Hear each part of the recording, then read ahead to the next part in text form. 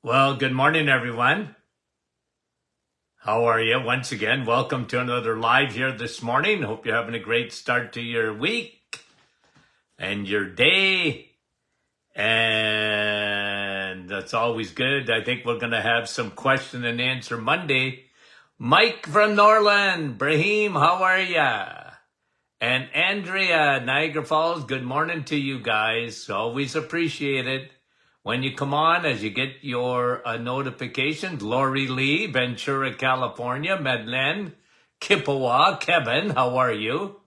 Mary from Norwich, and Betty Lynn from Brentford, and Nina, how are you, from Chatham? Nick from our staff, Fran from Orangeville, good morning to you guys. Rosa, and John, Elgin, Illinois, and it's sunny in Sudbury here too. Barbara, Atlanta. Wendy, Wasaga Beach. And Georgie, Halifax, Nova Scotia. Nellie, good morning to you. Lise, Dowling. Wendy from Markham. Tina, good morning. And Gina. And Sandra from Aurelia. And Sue, how are you? Manitoulin Island. Yvonne from Petawawa, good morning. Marianne from London, and it's raining there. Joni. Maggie, how are you? And Faye, Terrace, British Columbia. Francis. And Yolande. Good morning. Rita, Wasaga. And Janet, Thunder Bay. And Karen, how are you? Sue, St. Marie. Sue, Bolton, Nativity. And Gary, how are you? Rainey and Bolton. Donna, Bell Valley. Gail, First Nations, we're in Saskatchewan. That's right, Gail. How are you? Janice, Nancy, Iowa. Leela, good morning. Maureen, Penticton, British Columbia. Bonnie, Annandale, Minnesota. Joanne, how are you? From Eganville. Debbie, New Brunswick. And a couple of more. Denise, how are you? From Oakville. Janet, Beamsville. Karen, Kincardine. Linda, oh, do we ever love, from Chino, California. Cheryl, Paul, Boston. And Nancy, good morning. Nice to have you guys on. Wanda from Virginia. And Sharon, we appreciate it. Diane, Thunder Bay. And Alma from sunny Sudbury. Yeah, it is. Sherry. Oh, I want to sing so bad, Sherry. Dorothy, Sandy, Chilliwack, BC. And Melika from Stouffville. Edith from sunny Nova Scotia. Robin, Connecticut. And IT, and Mara. Two more. Donna. And Gertie. There you are, Gertie. How are you? Okay, and I'm sure Dr. McEwen is on with us and others.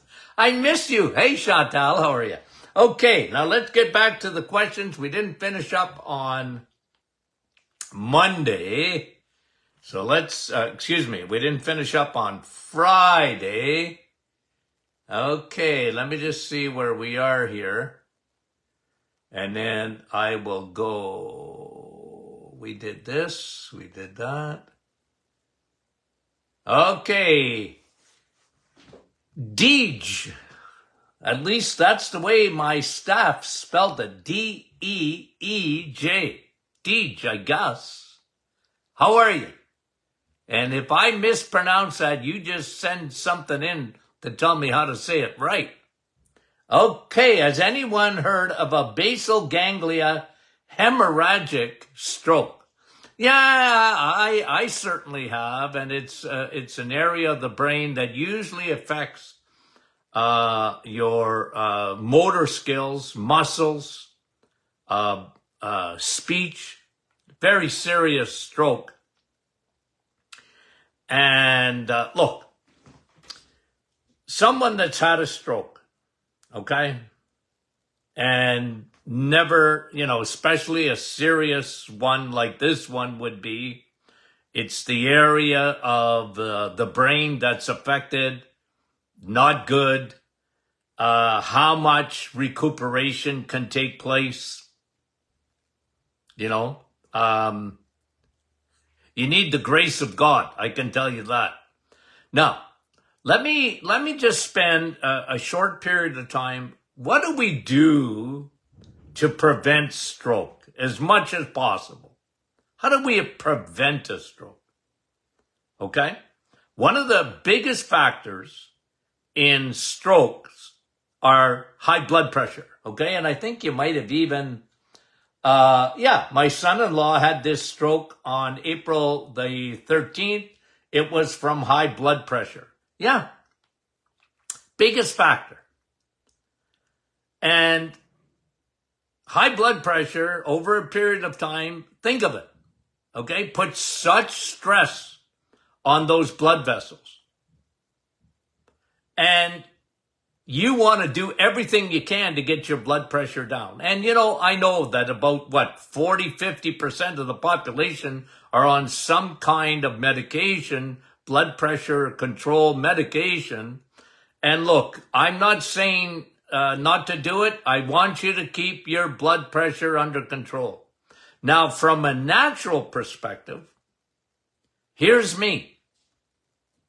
Okay, here's me. When people have high blood pressure, okay, generally, there's always exceptions. There's some people that just got high blood pressure and they take good care of themselves and, but generally when you look at high blood pressure, I always start with the kidneys, And one of the worst things for blood pressure is sugar. Why is that? Because sugar affects the blood vessels to the kidneys. Okay? They damage blood vessels. Just like sugar damages your teeth, gives you cavities, sugar affects the blood supply to the kidneys and damages that. And your kidneys have a huge function in terms of your blood pressure. Okay?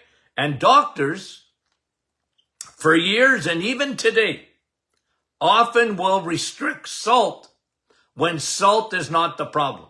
The only time salt becomes a problem in blood pressure is if you don't have enough water. If you don't drink enough water, salt, if you're dehydrated, can affect your kidneys. Otherwise, it's not salt. It's sugar. Okay? So when it comes to stroke, when it comes to blood pressure, kidneys, very, very important. Now, magnesium is important because magnesium, and we're going to talk about this week. Magnesium, think of relax. Magnesium relaxes the blood vessels. 50-60% of the population have low levels of magnesium. That's not good for your blood pressure. Okay, that's not good for your blood pressure. So, sugar, low magnesium can have an effect on that. High insulin comes back to food again, those crappy carbohydrates. Insulin is very inflammatory.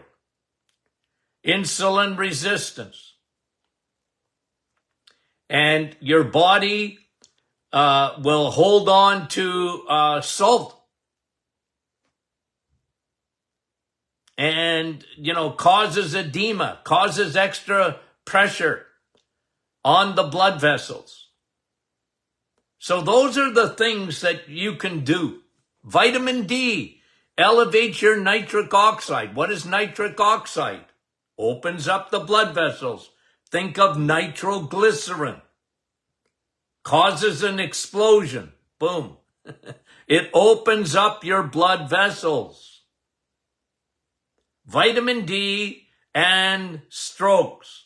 Very, very important. Most people are walking around in a subclinical, suboptimal levels of vitamin D.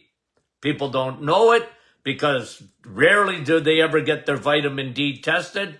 And physicians still to this day, here we are in 2024, and they look at vitamin D as, for your bones. What are you worried about? You don't have osteoporosis. That is the extent of vitamin D for them. Just getting in the sun helps your blood pressure because of nitric oxide. Okay? One way to treat high blood pressure, besides that, I've done it thousands and thousands of times. Navitol, pine bark extract. Elevates, it protects your blood vessels, first of all, and it elevates nitric oxide. It's a powerful antioxidant. Does it work? Big time. Okay? Big time. Okay. Very good question on the stroke. Basal ganglia hemorrhagic stroke. Faith, please ask Dr. Martin to explain options for someone suffering from gastroparesis. Okay, that is almost like a paralysis of the stomach. Okay? And food don't get digested properly. And the peristalsis that occurs and that movement of food down the food chain is almost slowed to a crawl. I've seen gastroparesis in diabetics.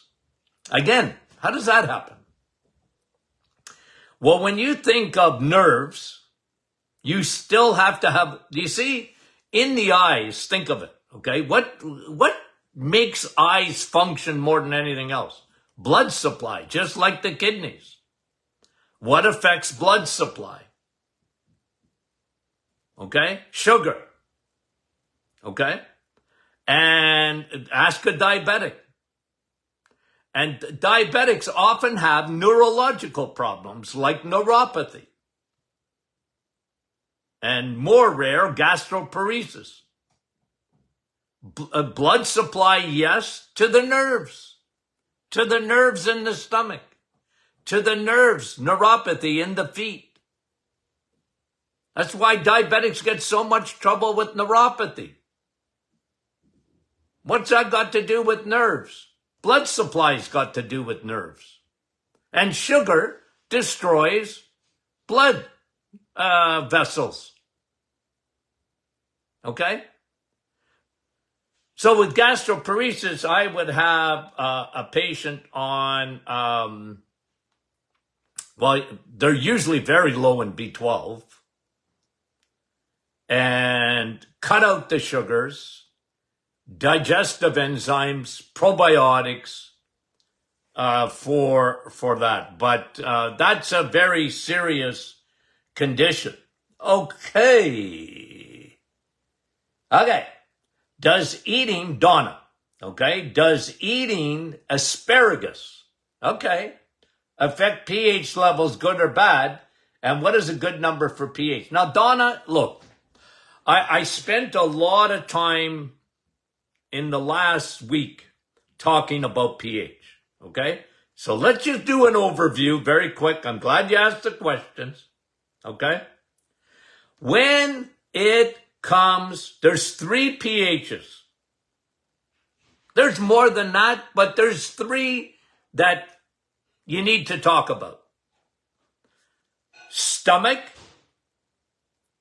blood, urine pH. They can be measured. Okay?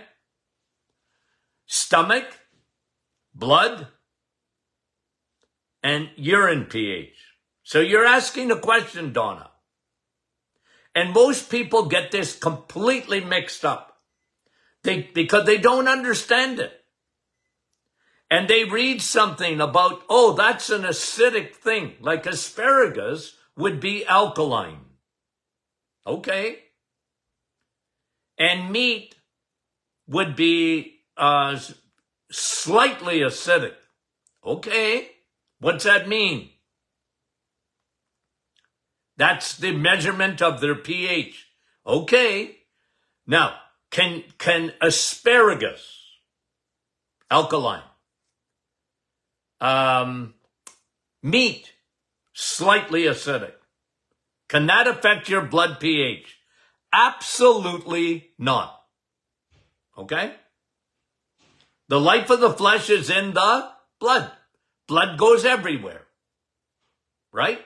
But you're not affecting your blood pH by your food because it's tightly regulated. Your body will do everything it can. Everything. It's got all these buffering systems, including sodium bicarbonate, baking soda. Your body's got baking soda. And it will keep your blood slightly alkaline, between 7.35 and 7.45. Very tightly regulated blood. So when someone tells you, oh, you got an acidic diet. See, this is one of the reasons that the plant people, you don't want to eat meat. It's acidic. Cheese is acidic. Dr. Martin's crazier than two hoot owls. Because that food is acidic. Steak is acidic. Cheese is acidic. Dairy is acidic. And so what? Once it gets into your system alkalizes it. Okay? Not acidic. Doesn't affect you in what people think would be affecting their pH and their blood. You can't change your blood pH. Well, you can.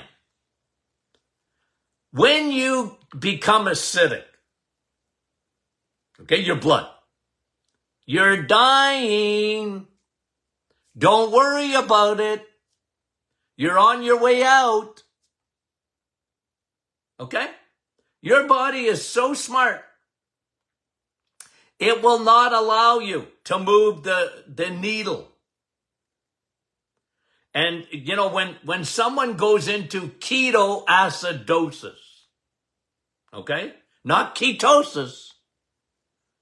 And again, I've had physicians talk to me, oh, you don't want to go keto because that's acidic. They don't know what they're talking about. I said, you're mixing it up with ketoacidosis. That's a condition when you're going into a coma.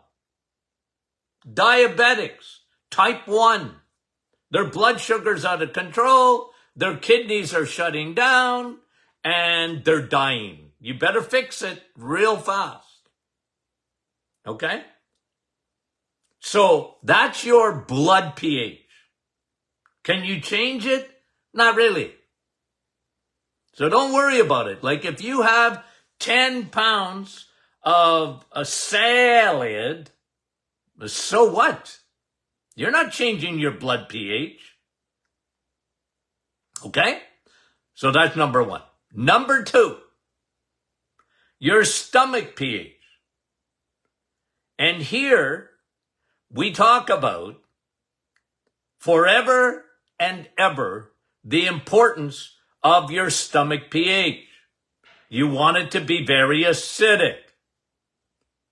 More acidic than a lion. I should be able to take your acid from your stomach and I could burn a hole, take your acid from your stomach and it'll go right through, your kitchen table. How's that?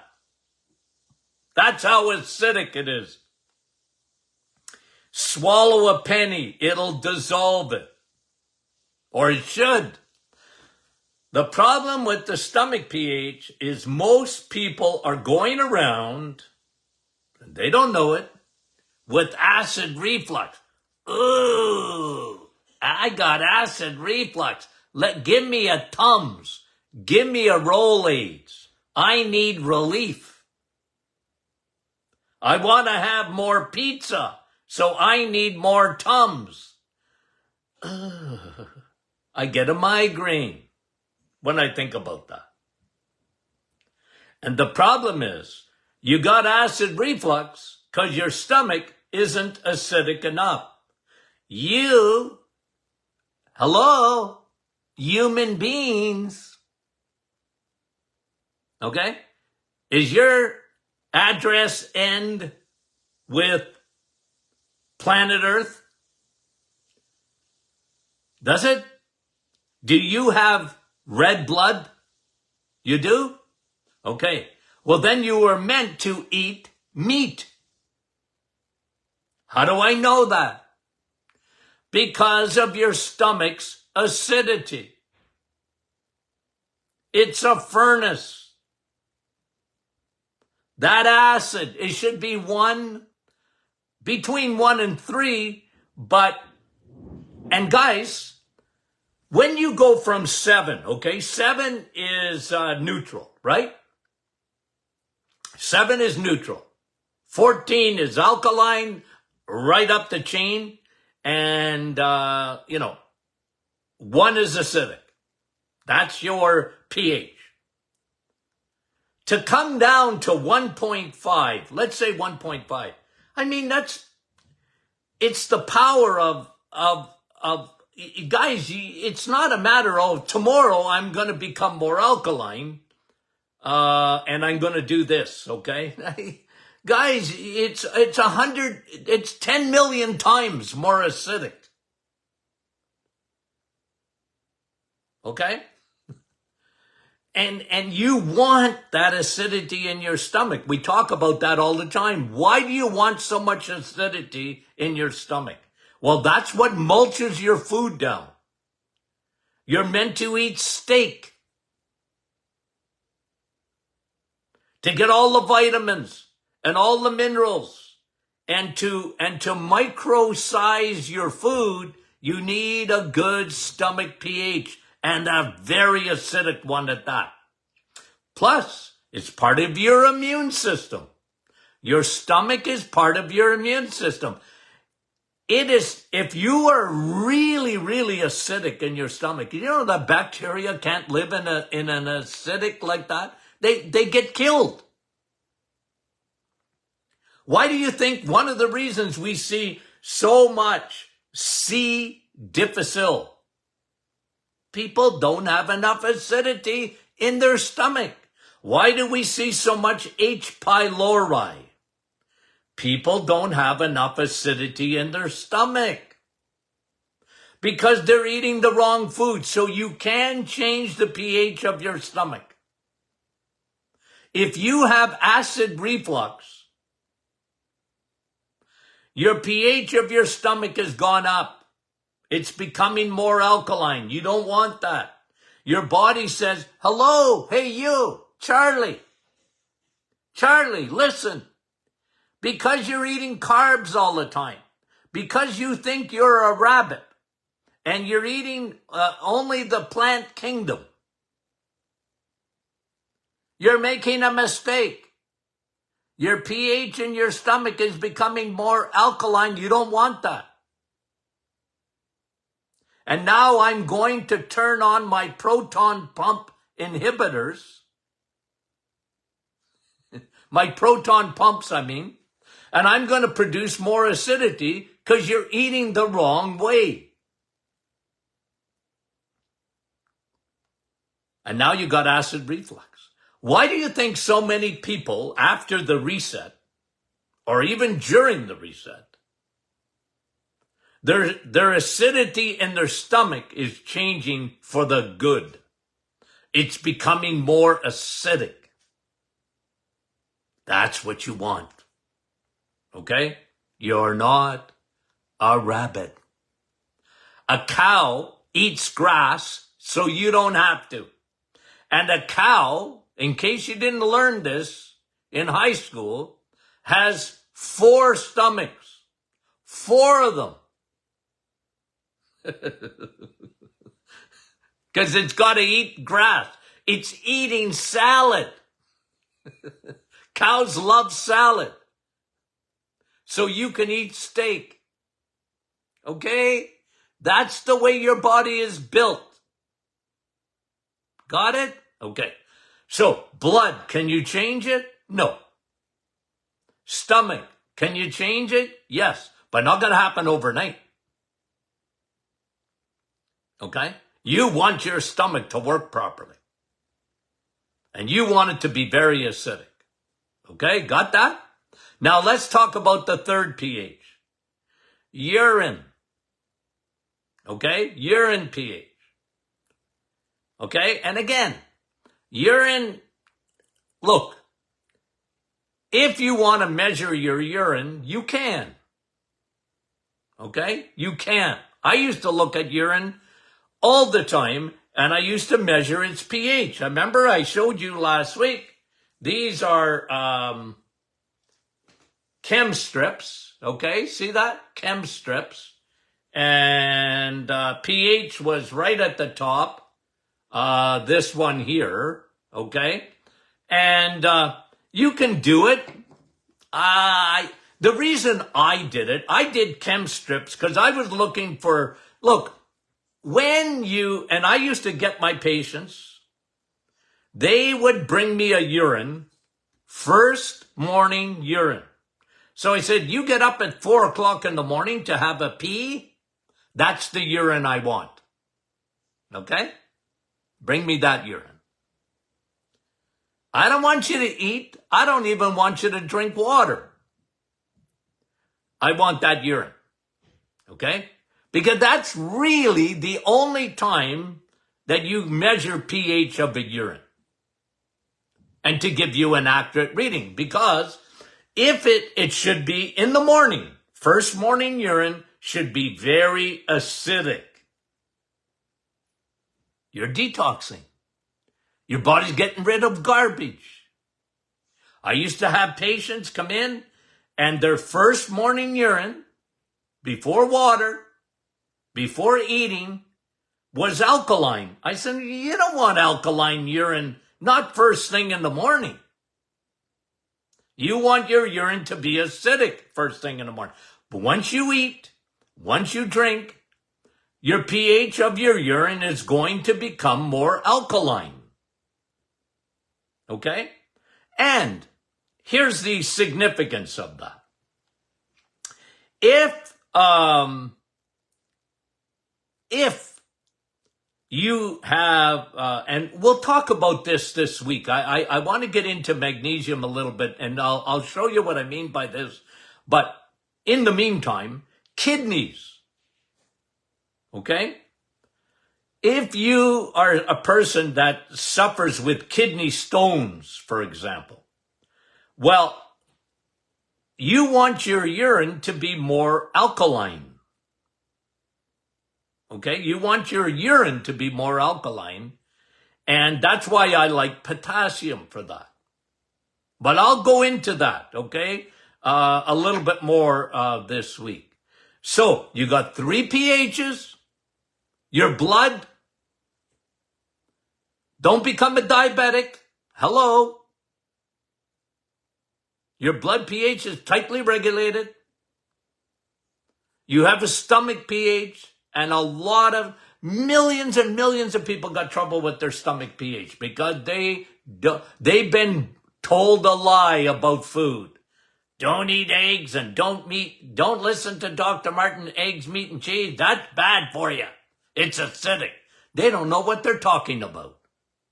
When someone tells you not to eat eggs, meat, and cheese, run. Run, Forrest, run. It has the highest nutritional value. God gave you a stomach with a pH more acidic than a lion.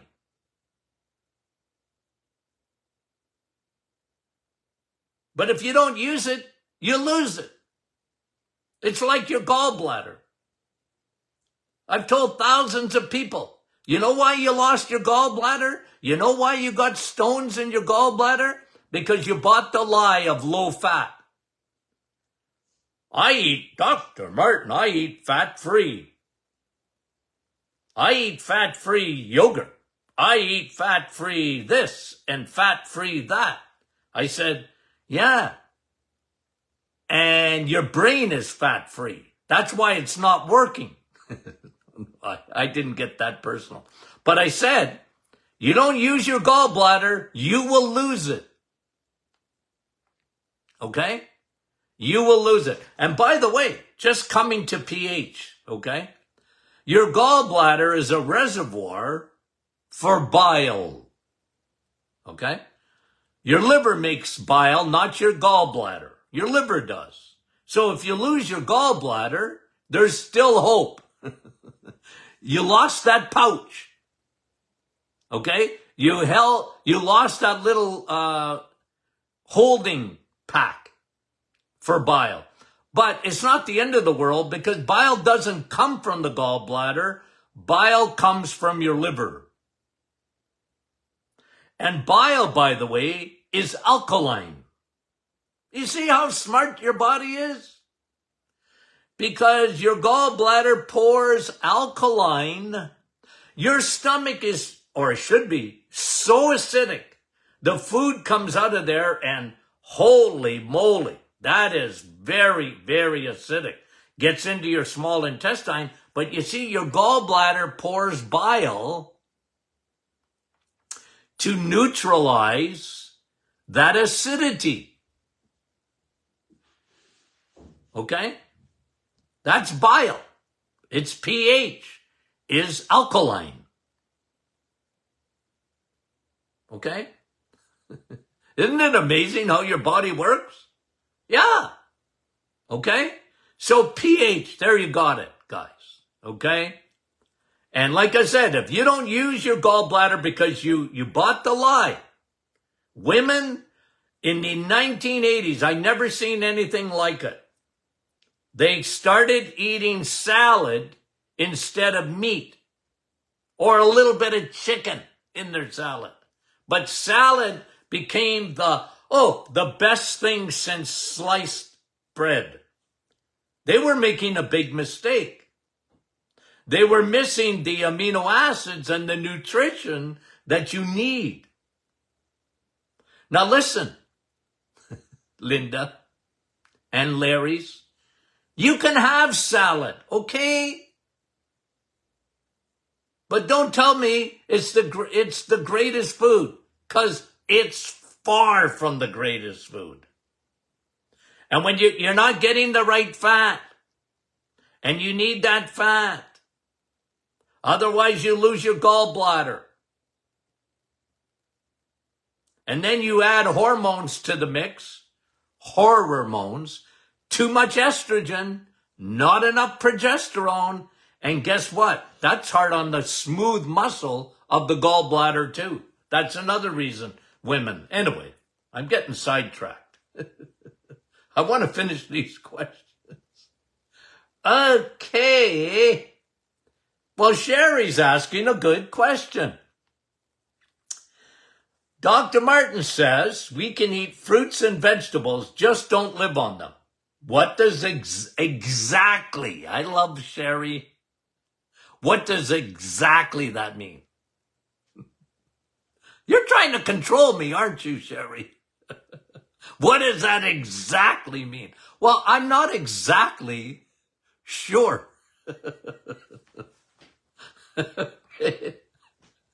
Guys, you know me. I make up sayings, okay?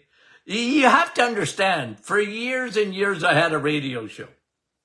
I made up sayings like, fruits are God's candies. What does that mean? Well, it means they're tasty, but don't live on them. Okay?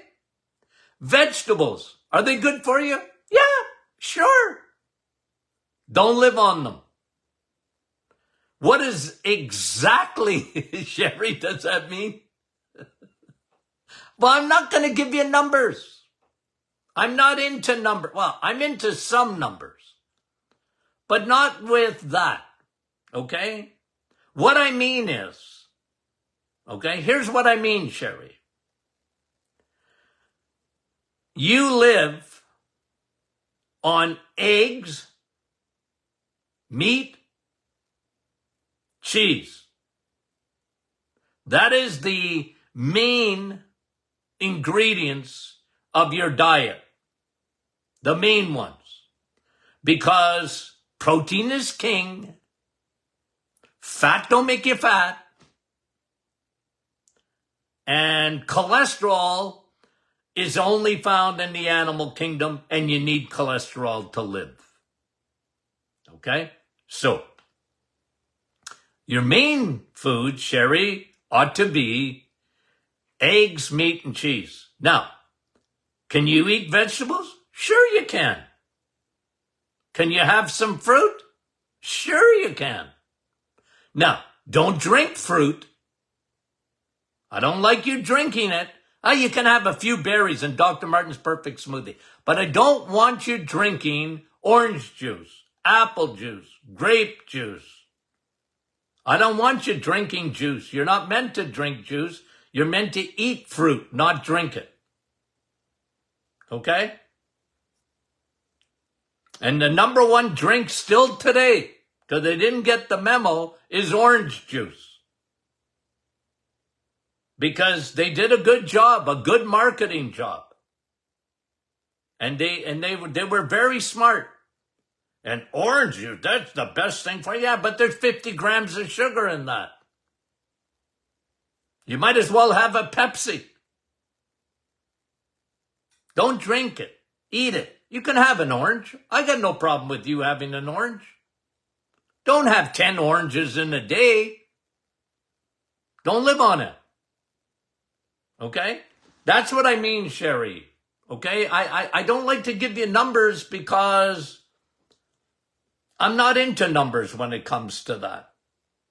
Just make sure you're existing and living on eggs, meat, and cheese. That is your number one, because here's what I do.